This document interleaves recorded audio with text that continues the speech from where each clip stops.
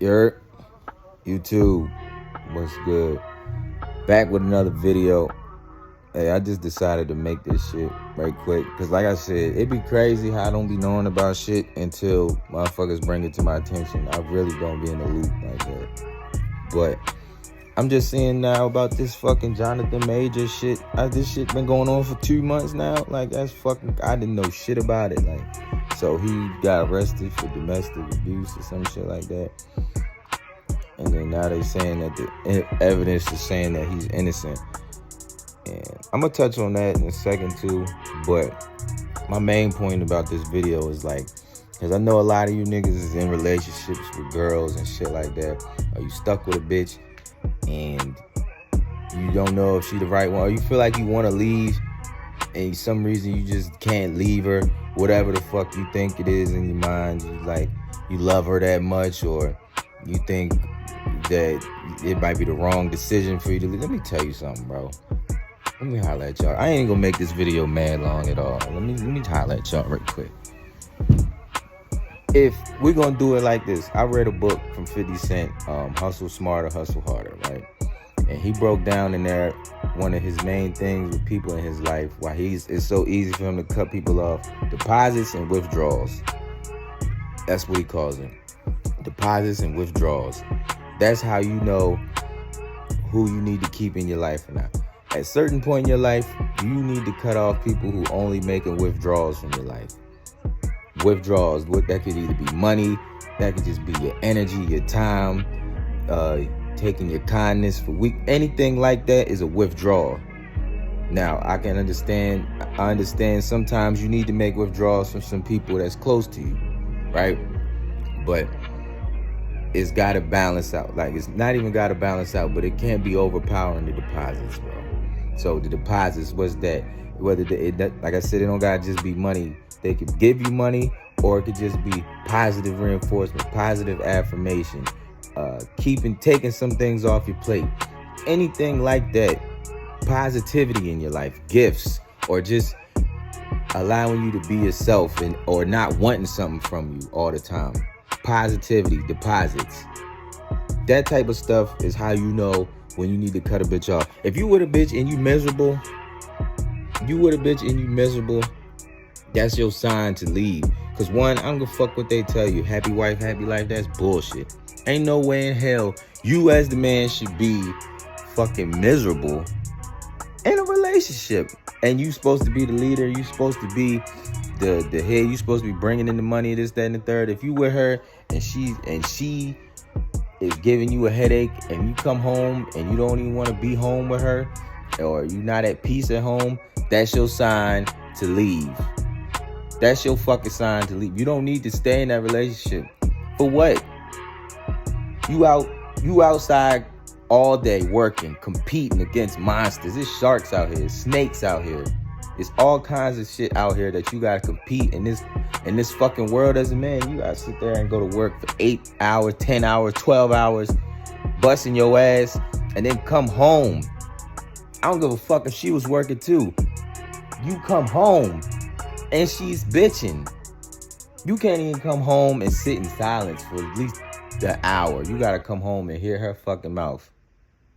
Gotta come home and hear, why you don't do this for me? Why you don't take me here? Why don't we go to all this fucking goofy shit that you don't give a fuck about? And a lot of times, niggas is sit in their car or fucking walk the dog or whatever it is just to get away from the bitch. Right? And I bring that up to tie that into the fucking Jonathan Major shit. When I say self-improvement, and this is gonna be my take on it, right? When I say self-improvement, I want you niggas to understand it really is about you, because how I look at it is she sees him elevating at a level that she can't compete with the competition up there. Them bitches that is drooling over this nigga now, I seen the before and after pictures of him. You look at him now, that dude is a sex symbol now. He up there with Michael B. Jordan. So the rate that he's elevating in, he's about to be fucking in Ant-Man and all these Marvel movies. He just played the great Parole and Creed. And she's seeing all the attention and accolades and shit that he has going on for him. And she just know all the women that's on his nuts now, she's not going to be able to compete with him. She's not going to be able to compete with them. So what does she do? She does what any girl does. Shit test. Trying to tarnish your character. Probably talking down on you. She's getting insecure. Her insecurities is through the roof now. But one thing that a girl can always do is play that victim role. Now, like I said, I ain't been paying attention to it, and I don't know if he did or not. But like I said, innocent till proven guilty, and I always take the men's side out of this shit. So unless they say he really beat her ass, I'm not listening to this bitch. Because why? She could do shit like that. She could say he whooped my ass. She could say the R word. She could say all this shit that men do. And let's put a caveat on it, because somebody gonna come over here like, I'm really like, no. We ain't supporting motherfuckers that really do that shit.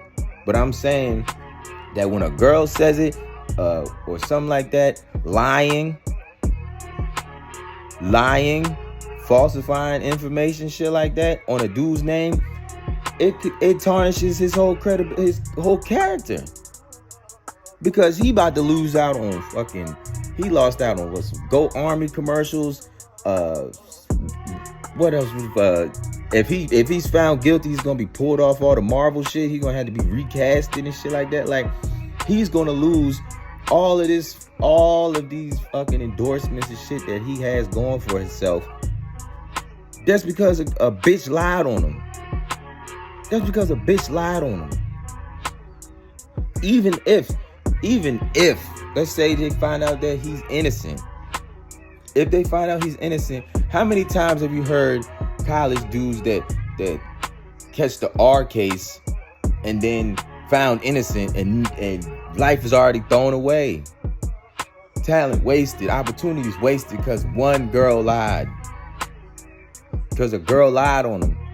I'm trying not to cuss because I'm really upset. Like this, I'll be passionate about this shit. So I'm trying not to cuss because I want to make sure I get my point across. But lies women tell. Now, we're not talking down on the actual victims. That is a serious thing, right? We don't support domestic violence. We don't support the R stuff. We don't support anything negative, right? But on the same note, what we don't support is lying or using that victim power that women have for evil. Because then it tarnishes the rep for the girls that actually go through the shit. Right? It tarnishes the credibility of women that actually go through traumatic events as such. So, like I said, I just wanted to touch on that. But if you come home, bro, if you're dealing with a girl and you're on the fence where you feel like you're unhappy, like this ain't the right match for you, leave. You don't need to be there. Why? It's plenty, people say plenty other fish in the sea, but that just goes with the abundance mindset, bro. You do not need to be miserable in your relationship. I don't care what stage you at. I don't care. If y'all dating, you definitely could just cut and go. You don't got time to be sitting here dealing with no girl that ain't adding no value to your life. It's not an asset to your life. Some women is assets. Some women is beneficial. But that's up to you to do the checks and balances on the withdrawals and deposits she make in your life. Don't be sitting here staying around with girls just because she's pretty, one of the prettiest girls you've been with, or she got some of the wettest box that you've ever had. Right? Don't be sitting there standing around with these girls just because you think you're supposed to stay. I promise you that it doesn't ever turn out well for you. Doesn't ever turn out well for you. Your happiness and yourself's got to come before anything else, because I promise you, she's gonna make sure she comes out number one in whatever way she feels possible. Positive, negative in your life doesn't matter. She's gonna make sure she comes out on top. She's number one priority for herself. So, but that's all I got for y'all, yo. I'm gonna pay more attention to this case and see what the fuck is going on. But that's all I got for y'all. Until next time, yo. This is Wolfgang Pete. This is Wolfgang Lifestyle. And I'm out.